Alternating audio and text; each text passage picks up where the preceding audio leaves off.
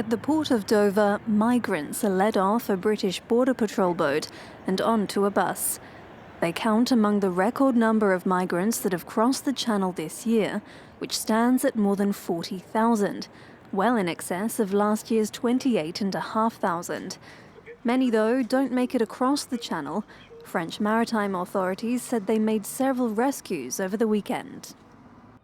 On the evening of Saturday, the 12th of November, the French Navy ship Détis rescued 25 shipwrecked people by taking them on board and then dropping them off at the port of Calais.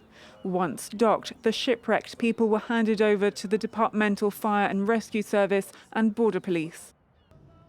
The record number of migrant crossings is a source of tension between Paris and London, though the two sides are expected to sign a new agreement to tackle people smuggling. It's reported the Brits could pay France about an extra 90 million euros for additional border control officers on French beaches, while Paris may accept setting up a joint control centre for the two countries.